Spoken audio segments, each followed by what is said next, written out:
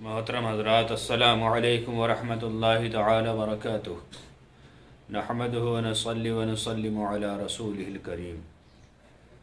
سوال آیا ہے کہ حضرت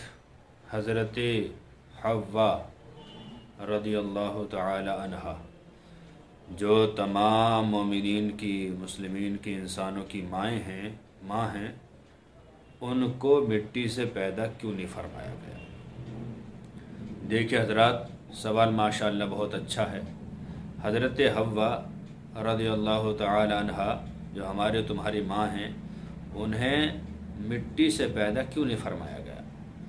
حضرت آدم علیہ السلام جب جنت میں رہا کرتے تھے تو تنہا تھے، اکیلے تھے، اکیلا پن آپ کو ستاتا تھا، کھوئے رہتے تھے۔ اللہ تعالیٰ نے دیکھا کہ میرا نائب، میرا خلیفہ کچھ پریشان سا لگ رہا ہے، تو اللہ تعالیٰ نے فرشتوں کو حکم دیا کہ ان کی پسلی میں سے ایک پسلی نکال کر اور اس کی عورت بنا دو۔ 2-4 فرشتے گئے اور ان کی پسلی نکالی دائیں اور عورت بنا دی۔ یہی عورت حضرت حوا رضی اللہ تعالیٰ عنہ۔ آپ جب اٹھے تو آپ نے دیکھا کہ میرے پاس میری ہی جنس کا کوئی بیٹھا ہوا ہے۔ آپ کا دل تھوڑا خوش ہوا، آپ نے ہاتھ لگانا چاہا۔ اللہ تعالیٰ کی طرف سے حکم ہوا کہ اس طرح آپ انہیں ہاتھ نہیں لگا سکتے، پہلے ان کا حق مہر ادا کرو، ان سے نکاح کرو، پھر آپ انہیں ہاتھ لگا سکتے ہیں۔ حضرت آدم علیہ السلام نے کہا میرے پاس تو کوئی روپیہ پیسہ نہیں، کیا ادا کروں؟ کہا 10 مرتبہ آخری نبی صلی اللہ تعالی علیہ وسلم پر درود شریف پڑھ دو، سبحان اللہ، تمہارا یہی مہر ادا ہو جائے۔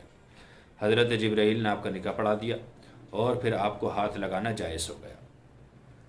یہی حضرت حوا ہیں کہ ان کو مٹی سے پیدا کیوں نہیں کیا گیا؟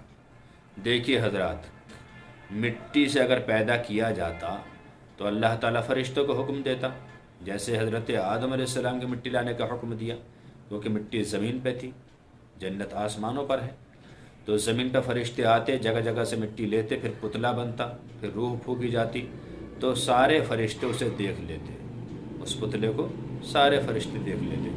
جب دیکھ لیتے تو وہ پتلا بے پردہ ہو جاتا، اور تھا کس کا؟ عورت کا۔ عورت مانے چھپانے کی چیز، تو اگر سب دیکھ لیتے وہ چھپانے کی چیز کہاں رہتی؟ اسے تو سب دیکھ لیتے۔ لہٰذا عورت کیونکہ چھپانے کی چیز ہے، پردے میں رکھنے کی چیز ہے، اس لیے اللہ تعالی نے یہ سارے اہتمام نہ کر کے صرف 2-4 فرشتوں سے کہا کہ آپ جاؤ اور آدم کی پسلی سے ہی عورت بنا دو۔ لہٰذا آپ کی پسلی سے ہی اسے عورت کو بنا دیا گیا، یعنی حضرت حوا رضی اللہ تعالی عنہا جو ہماری اور آپ کی ماں ہیں۔ ایک بڑی حکمت یہ ہے، پورے بدن میں بہت ساری ہڈیاں ہیں، لیکن پسلی کی ہی عورت کو کیوں بنایا؟ اس لیے کہ پسلی جو ہوتی ہے انسان کی، ان کے اندر بہت زیادہ طاقت اسٹرانگ ہوتی ہیں، اور ان کے اندر بہت کام کی چیزیں چھپی ہوتی ہیں، دل، گردے، سب یہ اس کے آڑ میں چھپے رہتے ہیں۔ تو دل جو انسان کی مین پوائنٹ ہے، انسان کو چلاتا ہے ایک طریقے سے، خون پمپنگ جسے ہم کہہ سکتے ہیں، اسے پسلیوں کا جال بنا کر اللہ تعالیٰ نے چھپا رکھا ہے۔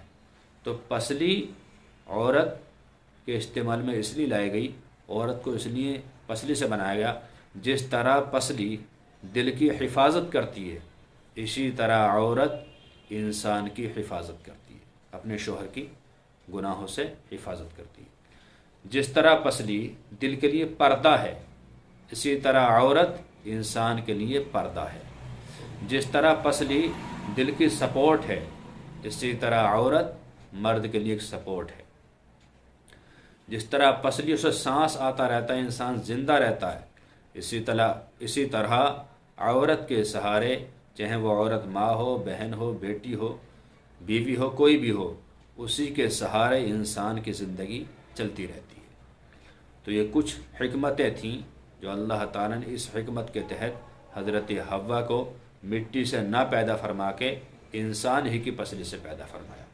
اور یہ بات جو کہی جاتی ہے کہ عورت جو پسلی سے پیدا ہے تو مرد کی ایک پسلی عورت سے کم ہوتی ہے، کیونکہ حضرت آدم علیہ السلام کی پسلی نکال لی گئی تھی، یہ بالکل جھوٹی بات ہے۔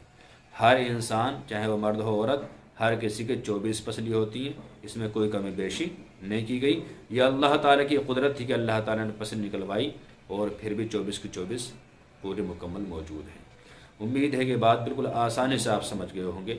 اللہ تعالیٰ سے دعا ہے کہ اللہ تعالیٰ ہر مسلمان کو علم دین سیکھنے کی توفیق عطا فرمائے اور اس پر عمل پیرا ہونے کی توفیق عطا فرمائے۔ آمین۔ السلام علیکم ورحمۃ اللہ واللہ تعالیٰ عالم بالصواب۔